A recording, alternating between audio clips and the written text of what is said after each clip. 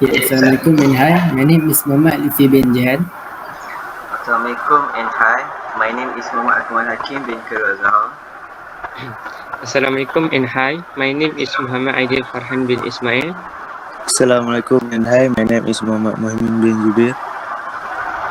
Okay, today we will talk about the federalism in Malaysia. Okay, first, the concept of federalism in Malaysia. Federalism is a type of government which is the power is divided between the national government and other governmental units. Federalism system is a system whereby there will be a division of power between the federal government, state government and local government, and each of them have their own power. Three of these government is which are legislative and judiciary. Next is Malaysia is a federal constitutional monarchy. It is a parliamentary system of government headed by a prime minister selected through periodic multi-party election.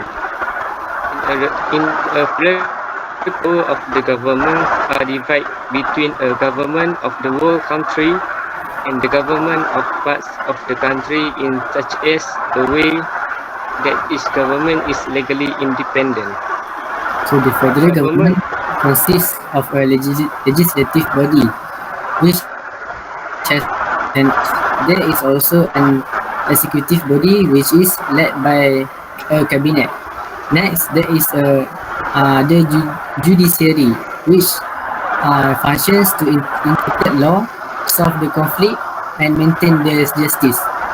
The state's government is empowered to legislate on matters such as land matters, public works, local government, agriculture and forestry, Islamic law and public holidays.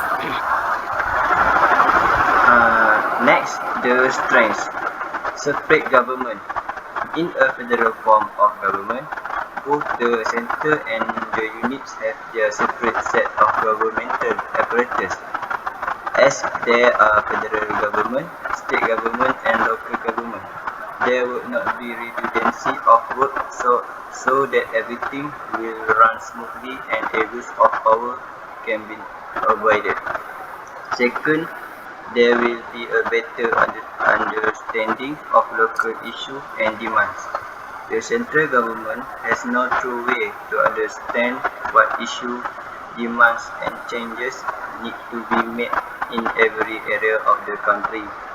This is why federalism is such a great advantage. The smaller branches of the local governments are right in the middle of the local society. They are better suited to deal with the true things that need to be changed. For example, providing amenities, recreational park, housing and commercial activities. This kind of concern can only be taken in action because there is state and local government.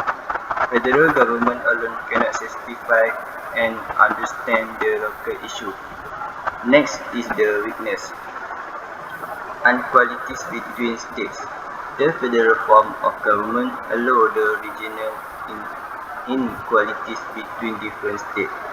For example, instead of education funding throughout the country being the same, since it is a state issue, some states will spend more per capita on education than other states, causing what could be considered a disparity. Second is a lack of accountability. With the responsibility of the government being shared, it becomes very easy for one sector to relieve responsibility for the other, and vice versa. This can become a very large problem because if something goes wrong, both sides of the government can relinquish control for the responsibility.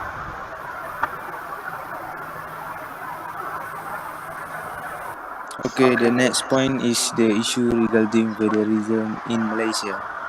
The first issue is the petroleum royalty issue. The petroleum royalty issue has been an ongoing issue causing an estranged relationship between the federal and the state of Kelantan.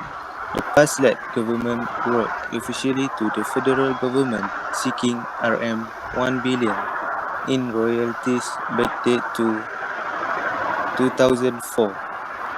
The state learned that oil wells have been found in the waters of its coast.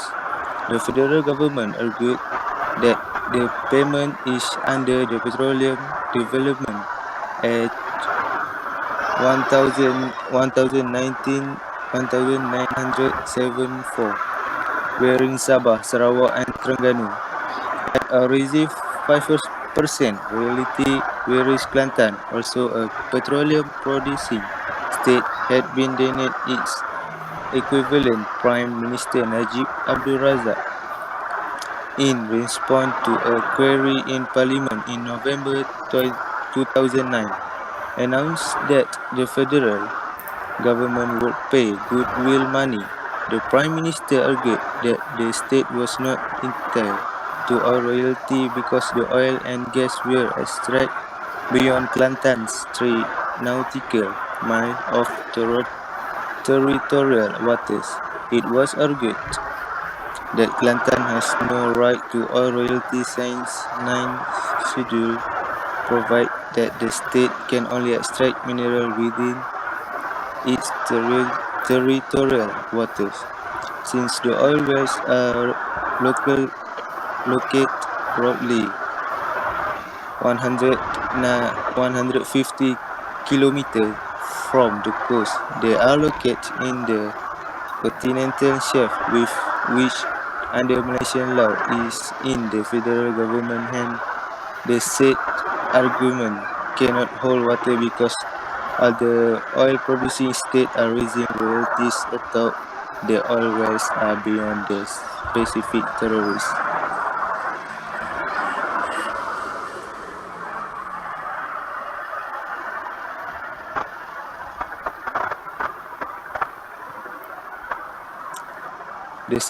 The second issue is conflict of law in private affairs, namely the effect of religious conversion when a non-Muslim married a Muslim. This is a long-standing issue emerged after the enactment of the Law Reform, Marriage and Divorce Act 1976 that has yet to be resolved despite numerous calls to amend the relevant laws affecting the Muslim and non-Muslim parties. Legal effect of religious conversion in a non-Muslim marriage. A long-standing interreligious problem in Malaysia is when one of the spouses who are married according to civil marriage embrace Islam. He or she does not have any right to dissolve the marriage in the civil court. Section 51 of the Law Reform, Marriage and Divorce Act 1976 provides that only the non-Muslim spouse can apply for dissolution of marriage on the ground of conversion to Islam. If the non-Muslim spouse does not do so, the newly convert spouse can only resort to the Sharia court. Although according to Islamic jurisprudence, a marriage is automatically dissolved when there is a difference of religion between spouses. All the state Islamic law provide that the dissolution of marriage must be made officially in the Sharia court. Application to dissolve the non-Muslim marriage can be made in the Sharia court by the newly converted spouse. The Sharia court will dissolve the non-Muslim marriage, but that dissolution is not recognized by the civil court, because the Sharia court does not have any jurisdiction upon non-Muslim.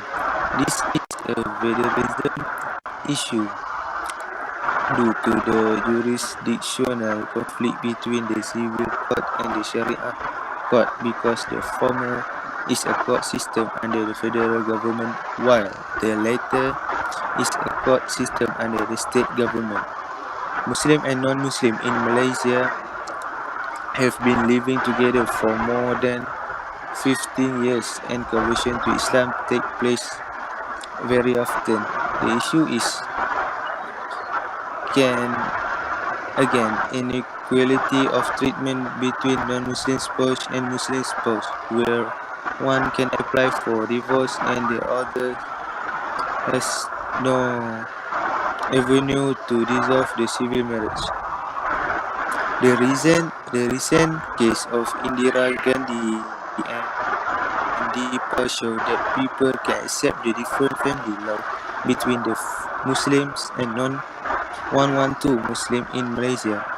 In these two cases, the husband convert to Islam and consequently convert the children to Islam while sought custody at the Sharia court, which was granted.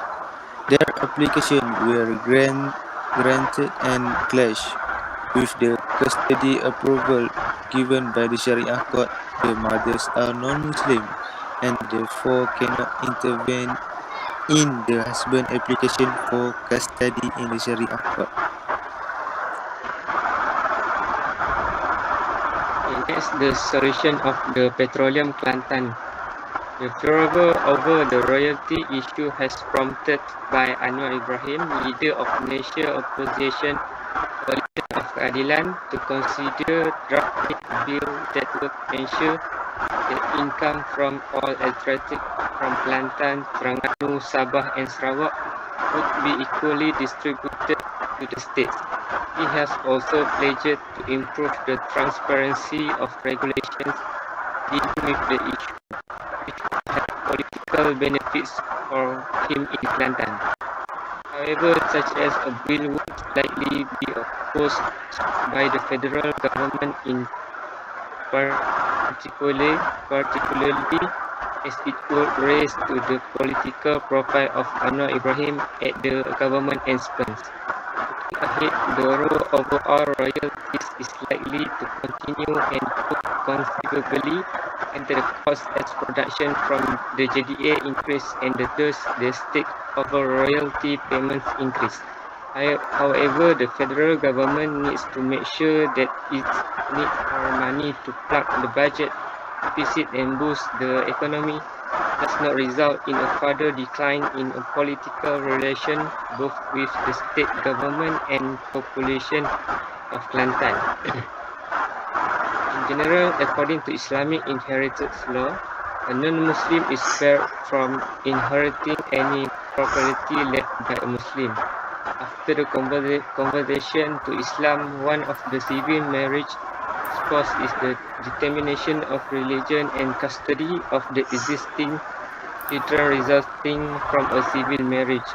In this case, parents consent custody of the children to ensure the children according to their religion.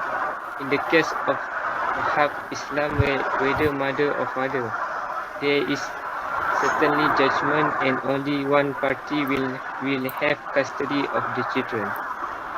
So the conclusion is there are several levels of government and the formation of government depends on the system being practiced. Government administrative machinery assists the government in policy implementation and it is an important part of the government. Government machinery given the powers to implement the government policies. The powers of government and its machinery are subject to the constitution and laws.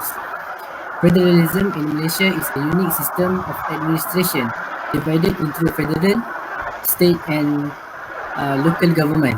However, it also has its own pros and cons and the issues that may occur from time to time. So that's all from my group. Assalamualaikum and stay safe.